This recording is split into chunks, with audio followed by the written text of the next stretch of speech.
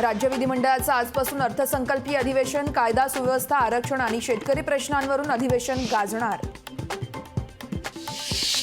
मनोज जरांगे पाटील सागर बंगल्याच्या दिशेने रवाना होणार। देवेंद्र फडणवीसांनी आपल्या विरोधात षडयंत्र रचल्याचा जरांगेंचा आरोप, तर जरांगे पाटील मुंबईत येण्यावरती ठाम। शिवसेना खासदारांची आज बैठक, मुख्यमंत्री एकनाथ शिंदे घेणार खासदारांची बैठक। दुपारी 3 वाजता वर्षा निवासस्थानी बैठकीचं आयोजन। राज्यातील निवासी डॉक्टरांचा संप अखेर मागे, राज्य सरकारनं विद्यावेतनात 10,000ची वाढ केल्यानंतर संप मागे घेण्याचा निर्णय। राज्य शासनाच्या निर्णयाच्या विरोधात शेतकरी आक्रमक, एकदिवसीय बाजार समिती बंद ठेवण्याचा बाजार समितीचा निर्णय।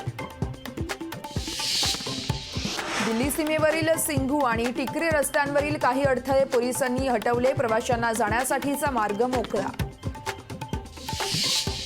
उद्योगपती निरंजन हिरानंदानी आणि मुलगा दर्शन हिरानंदानी याने ईडीचं समन्स, फेमा कायद्याचं उल्लंघन केल्याचा ईडीला संशय। गोखले पुलाची एक मार्गिका खुली, अंधेरी पूर्वेतून पश्चिमेला जाणाऱ्या प्रवाशांना मोठा दिलासा। मेट्रो 4 आणि मेट्रो 4 साठी तब्बल 39 मेट्रो गाड्यांची खरेदी, एमएमआरडीएकडून निविदा जारी, तर 4,229 कोटींचा खर्च अपेक्षित। बर्गरमध्ये पनीरऐवजी चीज अॅनालॉगचा वापर, प्रसिद्ध फूड चेनच्या 30 उपाहारगृहांची तपासणी करून सुधारणेच्या एफडीएच्या नोटिसा। ठाणे भिवंडी डोंबिवली जलवाहतूक प्रकल्प सुरू व्हायला 2 वर्ष लागणार, कोर्टाच्या परवानगीनंतर जलवाहतुकीसाठी फेरनिविदा।